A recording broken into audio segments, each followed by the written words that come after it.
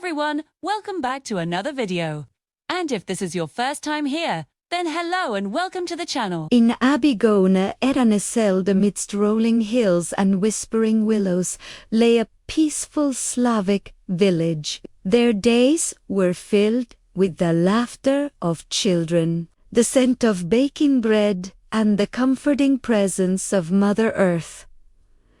But one day, without any warning, the land turned, the crops withered.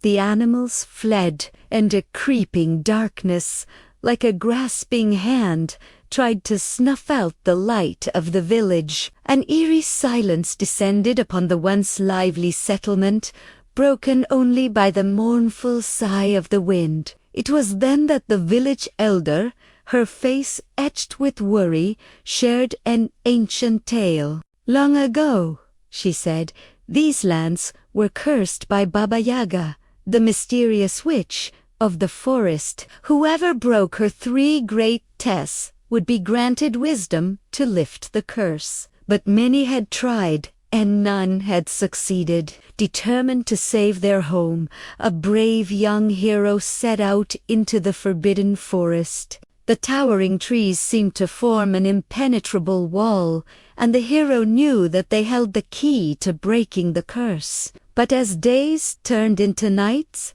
hope began to dwindle. Just when their resolve was about to break, a clearing emerged from the trees. In its center stood a crooked hut, and wisps of strange smoke curled from its chimney. As the hero approached, the door creaked open, and a cackle, like the rustling of dry leaves, echoed into the stillness. Out stepped Baba Yaga, her eyes twinkling with an otherworldly light. She was as old as the forest itself, some said, with skin like gnarled bark and hair like tangled vines, yet there was a gentle wisdom in her gaze that belied her grotesque appearance. "You have come far," she rasped, her voice like the murmur of a distant stream. "But to break my curse, you must first face 3 tests."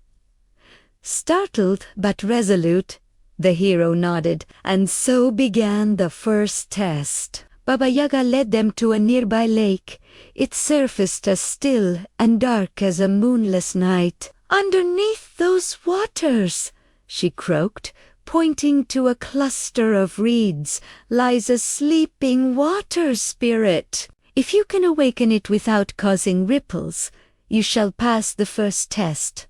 With utmost care, the hero leaned over the water and softly called out. But as soon as the spirit stirred, their reflection disturbed the surface, breaking the spell.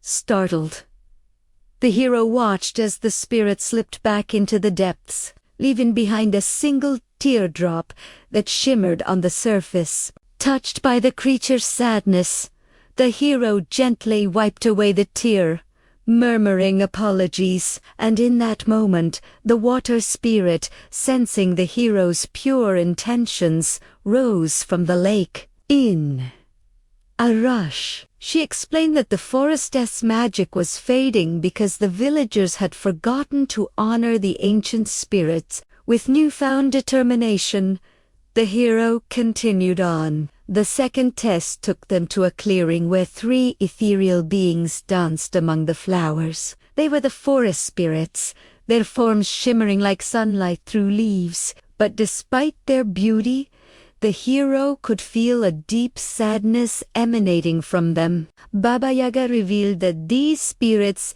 had been cursed to wander the forests until someone understood the language of flowers. The hero, remembering the water spirit's tears, realized that just as water takes the shape of its container, the spirits had become trapped in their own sadness. Keenly leaned on, the hero carefully picked up a fallen blossom, its petals soft and fragrant. Then closing their eyes, they thought back to the water spirit's sorrow and offered the flower as a token of understanding. As the fragrance filled the air, the forest spirits, moved by the gesture, gathered around the hero. Their voices, like the chime of silver bells, filled the clearing as they revealed that the final test lay beyond the whispering falls, where the boundary between the human and spirit worlds was thinnest. Reaching the falls,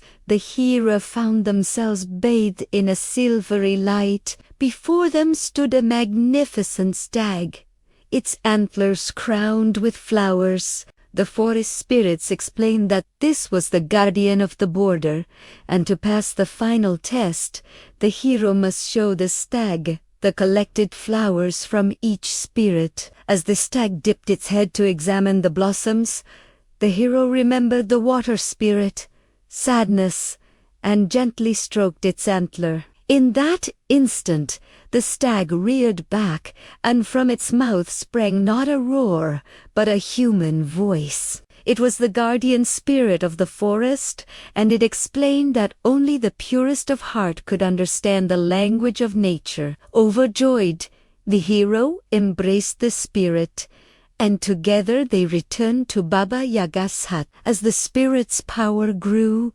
so did the light around them. When they reached the hut, the forest and the sky above rumbled with the spirit's joy, and as if awakened from a dream, the hero looked around to see that the curse had been lifted. The forest was alive with color and sound, and the distant hills shimmered with returning life. The once fearful woods now felt like a welcoming embrace, and the hero knew that they would carry the wisdom of the ancients in their heart for the rest of their days. And hit that notification bell so that you never miss out on any of our latest videos. Thank you for watching.